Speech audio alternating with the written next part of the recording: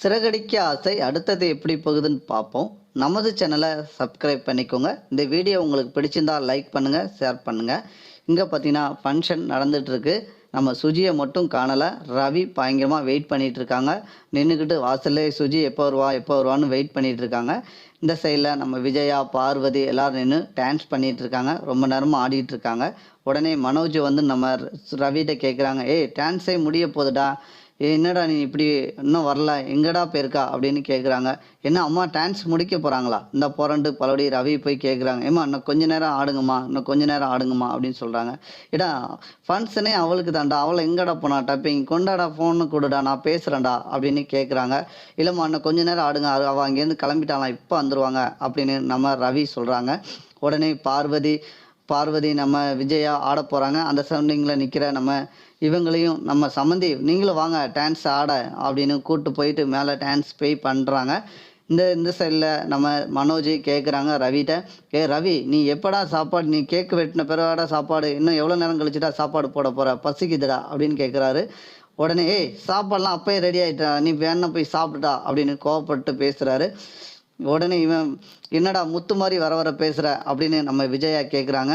உடனே ரவி அப்பெல்லாம் இல்லைம்மா, கொஞ்சம் டென்ஷன் தாம்மா, அவர்களை இன்னும் வரல இல்லைம்மா அப்படின்னு ரவி சொல்கிறாரு.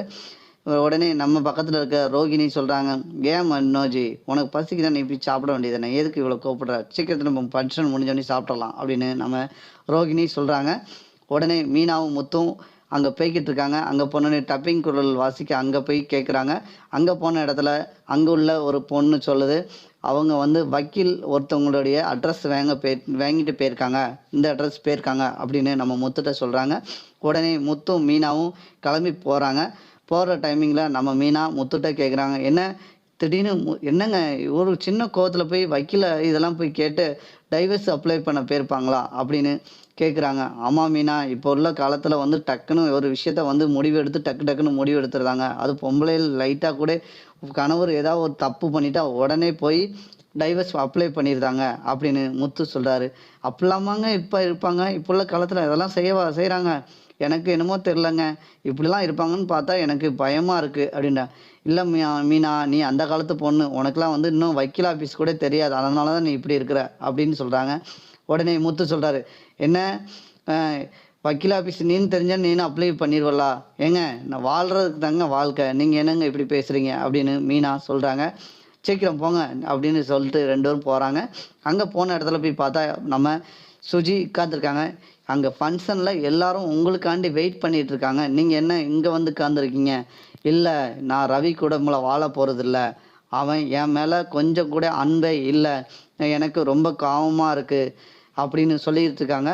இதை பார்த்தது என்ன நம்ம மீனாவுக்கு ரொம்ப பயம் கொடுக்கு, என்ன நமக்கு சுஜி இப்படி பேசுகிறாங்க அப்படின்னு.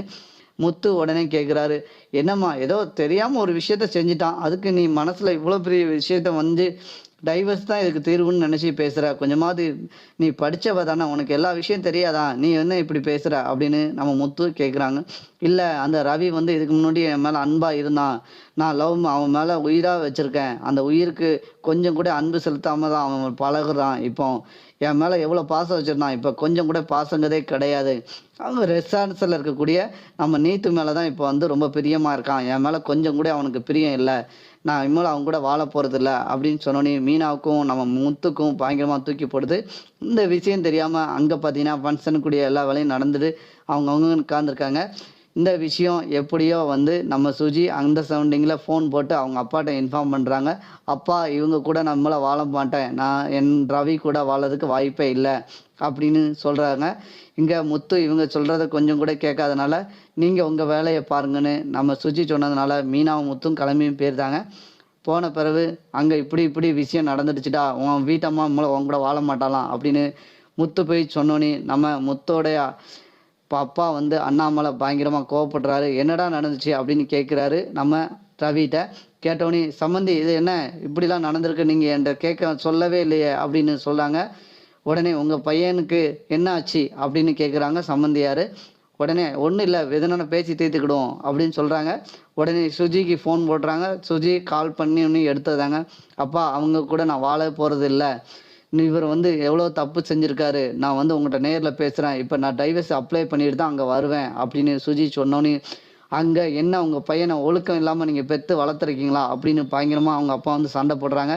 இதை பார்த்த விஜயாவும் நம்ம அண்ணாமலையும் ரொம்ப வருத்தப்படுறாங்க. முத்து அவங்க அப்பாவை திட்டினோன்னே உடனே வந்து சட்டையை பிடிச்சி நம்ம ரவியோட மாமனாரை போட்டு அடிச்சிருந்தாங்க. இவங்களுக்கு பயங்கரமாக கோவம் வந்துடுது. நேராக போலீஸ் ஸ்டேஷனில் போய் கம்ப்ளைண்ட் கொடுத்து முத்தை ஜெயிலில் வைக்கிறாங்க. இதை கண்ட ரோகிணிக்கு ரொம்ப சந்தோஷமாக இருக்குது. அடுத்தடுத்த எபிசோடு இப்படி தான் நண்பர்களே போக போகுது. இந்த வீடியோ உங்களுக்கு பிடிச்சிருந்தால் லைக் பண்ணுங்கள், ஷேர் பண்ணுங்கள்.